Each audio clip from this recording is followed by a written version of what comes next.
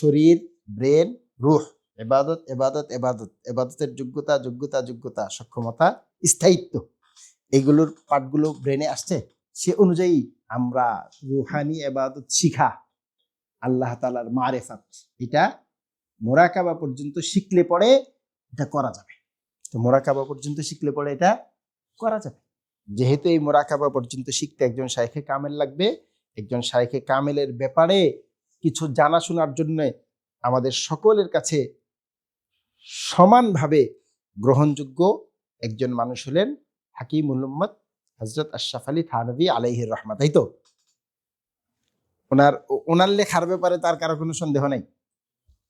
এবং আমরা আমাদের উস্তাদদের কাছে যতটুকু জেনেছি, নিজেরা সামান্য যা কিছু দেখলাম, যে ফরিদপুরি আলাইহির রহমার তর্জমানি যারা উর্দুতে পড়তে পারে এবং উর্দুটা বুঝে তারা উর্দুটা পড়ে নিলে আরো ভালো। আর শামসুল হক ফরিদপুরি রহমতুল্লাহ বাংলা পড়লেও হবে। ভালো করে জানার জন্য কত ওয়েবসাইটে রিভিউ দেখেন, কত দোকানে যায় জিজ্ঞাসা করেন, একটা বাংলাও পারেন, একটা উর্দুও পারেন, দোয়া করতে থাকেন, খুঁজতে থাকেন আল্লাহ তাআলার কাছে একজন শাইখে কামেল। এবং খাজা বাকিবিল্লাহ রহমতুল্লাহ আলাইহির নাম শুনেছি আমরা। ওনার শাইখ ছিলেন মুঈনুদ্দিন চিশতি রহমতুল্লাহ আলাইহি। তো খাজা বাকিবিল্লাহ সাহেব রাহিমাহুল্লাহ ওনার এক খাদেমকে নিয়ে উনি শাইখের কাছে গেছেন, মুঈনুদ্দিন চিশতি রহমতুল্লাহ আলাইহির সাথে দেখা করতে গেছেন। তো মুঈনুদ্দিন চিশতি রহমতুল্লাহ আলাইহি বসা, খাজা বাকিবিল্লাহ সাহেব বসা, সাথে খাদেম আছে। খাদেম হইল বাকিবিল্লাহ সাহেব, ওনার মুরিদ, ওনার খাদেম। তো শরবত বা কোনো পানি জাতীয় কোনো কিছু পান করার জিনিস পেশ করার দুই শাইখকে খাওয়ানোর দায়িত্ব আসছে কার কাছে?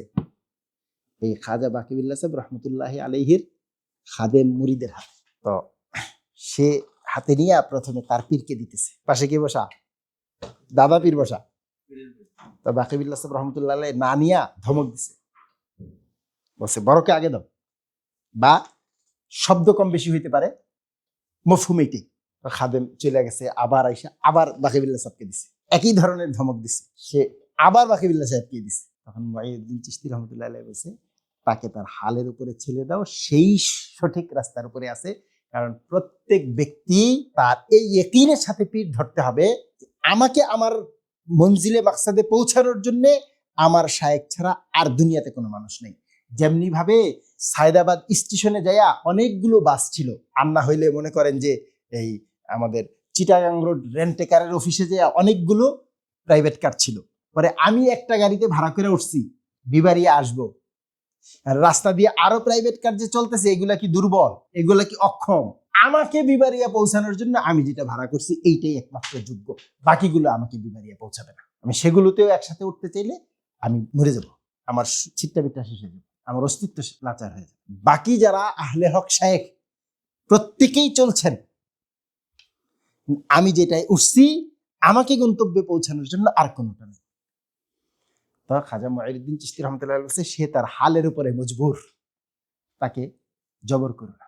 কারণ তার কাছে এখানে বড় বলতে না, সারা দুনিয়াতে তার পীরের চেয়ে বড় কেউ নেই।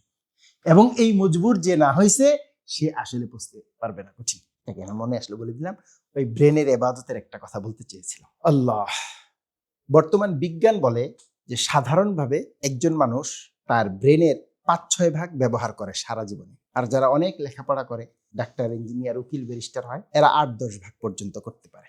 আর পৃথিবীর শুরু থেকে এই পর্যন্ত বিজ্ঞানের মাপ অনুযায়ী সর্বোচ্চ ব্যবহার করেছে ওই যে স্টিফেন হকিংস, ১৭.৫ ভাগ। তাহলে তার ব্রেনের বাকি ৮২.৫ ভাগ অকেজু হইয়া দুনিয়া থেকে সে মারা গেছে, লা ইস্তামাল, গায়রে মুস্তামালা অবস্থায় চলে গেছে। এরকম প্রতিনিয়ত মানুষ মারা যাচ্ছে, আর তার যে ব্রেন, এটা ব্যবহার না হয়েই এটা কবরে চলে যাচ্ছে। এই হলো বিজ্ঞান বলে। একটু চিন্তা করে দেখেন, তাহলে আল্লাহ তাআলা এই ব্রেনটাকে তো এই দুনিয়ার জন্য বানাইছেন, আখিরাতের জন্য তো রূহ, এই ব্রেন তো দুনিয়ার জন্য। তাহলে ব্রেনকে এই যে এত বেশি সক্ষমতা দিলেন, কিন্তু এটা ব্যবহার হওয়ার আর কোনো জায়গা নাই, তাহলে একটা বেকার জিনিস হলো না? এটা ব্যবহার হয় না, তাহলে এটা অতিরিক্ত সৃষ্টি হলো না? ওয়ালাকিন قال الله تعالى فارجع البصر كرتين ينقلب إليك البصر خاسئا وهو حسير هل ترى من فطور। আল্লাহর সৃষ্টির মধ্যে তুমি কোনো কি পাবে না? কোনো ধরনের খুঁত, কোনো ধরনের ত্রুটি, কোনো ধরনের অসামঞ্জস্য কিছু পাবে না। তাহলে যদি সকল মানুষ 6 থেকে 8 থেকে 10 পর্যন্ত ব্যবহার করে মরে যায়, তাহলে এটা 100 পর্যন্ত সৃষ্টি করা কি একটা তাফাউত না, একটা ফুতুর না, একটা অসামঞ্জস্য না?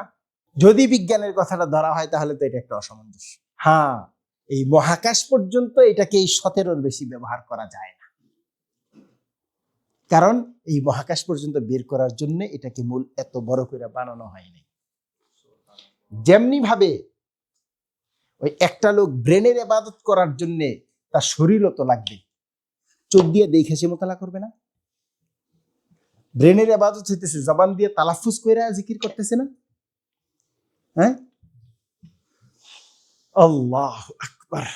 ওই যে রূহকে মারিফাতে এলাহির জন্য প্রস্তুত করবে, এই রূহকে মারিফাতে এলাহির জন্য প্রস্তুত করার সাথে সাথে তার ব্রেনের ইবাদতের ক্ষমতাও বাড়বে, ব্রেনের ইবাদতের যোগ্যতাও বাড়বে। যেমনি ভাবে जो 3 मरतबा सूरह इखलास पढ़ के कुरान पाक खत्म करते हैं और जो पूरा कुरान पाक पढ़ते हैं, क्या सवा सवा है? আমি নামাজ পড়তেছি, কোন রকম মায়া জুজু বিহি সালা, নামাজ ভাঙ্গে না মতো কেরাত দিয়া,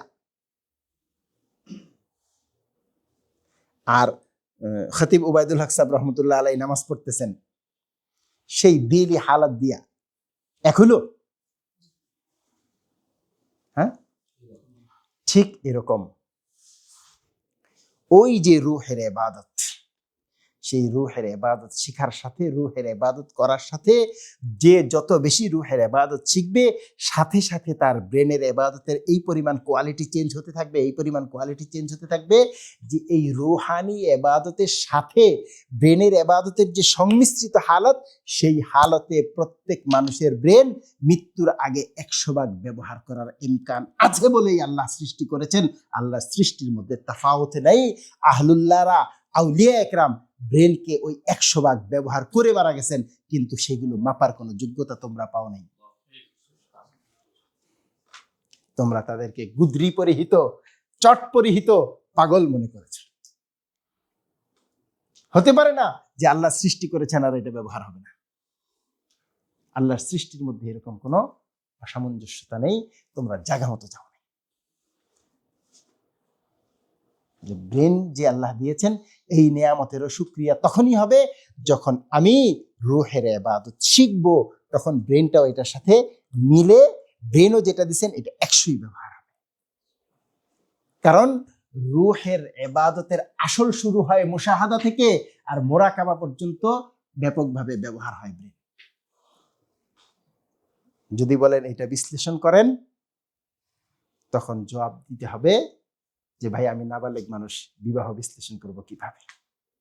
বললেন কোত্থেকে? শুনছি, কইয়া দিছি, হেফজু কইরা।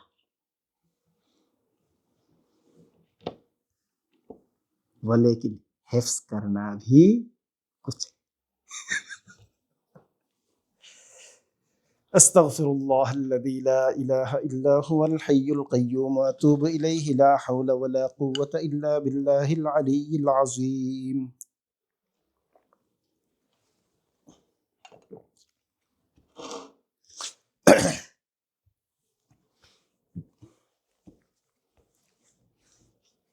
এক বুজুর্গকে একজনে জিজ্ঞাসা করে যে আপনি সেজদা এত দীর্ঘ দেন, তো আপনি কি ফেকা জানেন না? কি ফেকা? যে কিয়ামের সাথে, রুকুর সাথে সেজদার একটা তানাসুব থাকতে হয়, কিন্তু আপনার সেজদা আর কিয়াম এবং রুকু এর মধ্যে তানাসুব থাকে না কেন? ভাই এটা কি নিচের জামাতের ছাত্র বেশি আছেন না? তো এখানে সবাই বুঝতেছে কথাটা, যে নামাজের মধ্যে কিয়ামে সে কতক্ষণ সময় দিল, রুকুতে কতক্ষণ সময় দিল, সিজদায় কতক্ষণ সময় দিল, এই সময়গুলোর মধ্যে একটা কি থাকা চাই? সামঞ্জস্যতা থাকা চাই। সে রুকুতে তাসবিহ পড়ল 20 বার, প্রথম সিজদায় যায় পড়ল 3 বার, দ্বিতীয় সিজদায় যায় পড়ল 50 বার, 51 বার আর কি, ওইখানে 21 বার। এটা ঠিক না। কি থাকা চাই? কাছাকাছি হওয়া চাই, মিল থাকা চাই। হ্যাঁ, ব্যালেন্স রাখা যায়। তো উনি বলে ফেকাটা তো আমি জানি, কিন্তু আমি চাই আমার রুকুর মতোই সেজদার তানাসুবের সাথে আমি উঠে আসব, কিন্তু আল্লাহ রাব্বুল আলামিনের কুদরতি পাটা যে এখানে এহসাস হইতে থাকে তখন আমি ভুলে যাই।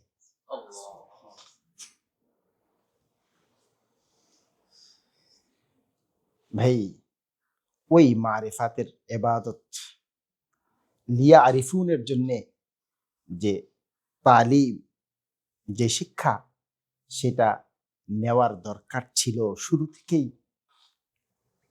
এতদিন যে নেই শুরু করি নাই, এটার জন্য ইস্তেগফার করি, নিয়ত করি, শুরু করি। আর মোনাজাত দরকার আছে? আমি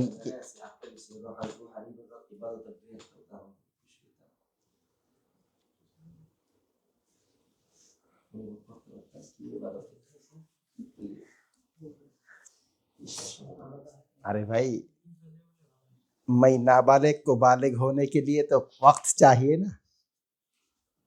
আমি না মাত্র বললাম যে রুহানি ইবাদতের আসল শুরু হলো মুশাহাদা থেকে। আচ্ছা, সহজে একটা, যাক ওনার প্রশ্নটারও আগেরটার উত্তর দেয়নি অন্য মাকসাদে, এটা আমার মতো করে আমি দিই, হ্যাঁ, যতটুকু বুঝি। মুরাকাবা অর্থ হলো, মনে করেন একজন বড় মানুষের বাড়ির গেট পর্যন্ত চিনায় দেওয়া। এখন ওই বাড়িওয়ালা আপনাকে দেখে গেট খুলবে কি খুলবে না, এখন খুলবে নাকি আপনি কতক্ষণ দাঁড়াইয়া অপেক্ষা করতে পারেন সেই ব্যাপারে পরীক্ষা নিয়ে তারপরে খুলবে। খোলার পরে আপনাকে কোথায় নিয়ে বসাবে এটা যিনি গেট পর্যন্ত চিনিয়ে দিয়েছেন তার কোনো দখল নেই। তবে ওই গেট আপনি চিনেন না, গেট একজন চেনা মানুষের মাধ্যমে যায় চিনতে হবে, যিনি গেটের ভিতরে ঢুইকা নিশ্চিত হয়েছেন এইটাই ওই বাড়িওয়ালার গেট। হ্যাঁ, হতে পারে ওনাকে গেটের সাথেই যে ফটক থাকে, মানে পাহারাদারির রুম থাকে, এখান থেকেই ওনার ঢোকার জায়গা শেষ, কিন্তু এতটুকু যদি ঢুকে থাকে তাহলে উনি নিশ্চিত যে এটা ওই গেট। এবার হইতে পারে ওনার মাধ্যমে গেট চিনেছেন, এরপরে আপনার জন্য গেট খোলা হয়েছে, আপনাকে অন্দরমহল পর্যন্ত ওঠানো হবে, কিন্তু একজন চেনা মানুষ লাগবে।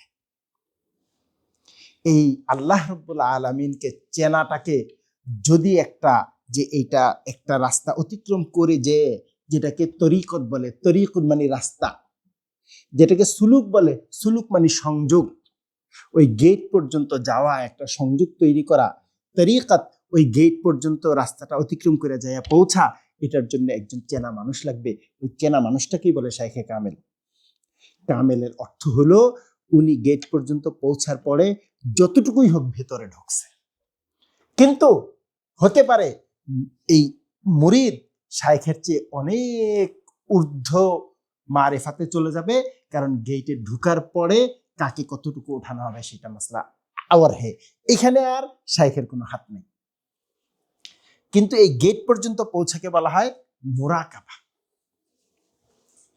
এই মুরাকাবাটা শিখাইতে হয় সহি পদ্ধতিতে। মুরাকাবা শিখলে পরে এরপরে মুশাহাদা মানে হলো গেট খোলা শুরু।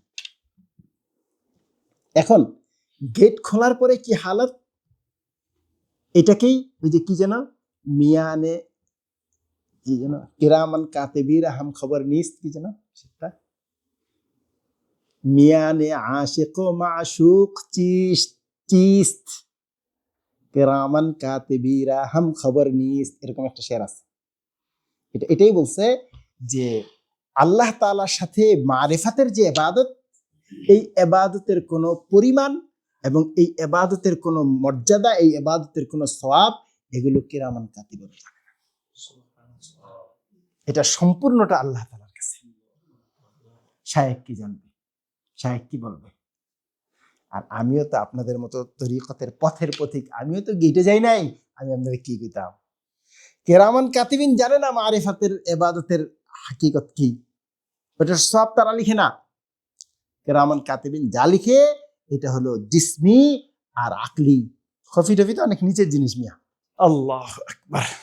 আল্লাহ তাআলাকে চিনা দ্বারা একটা তো হইলো আকিদাতুত তাহাবির চীনা। আকিদাতুত তাহাবির একটা চীনা আছে না?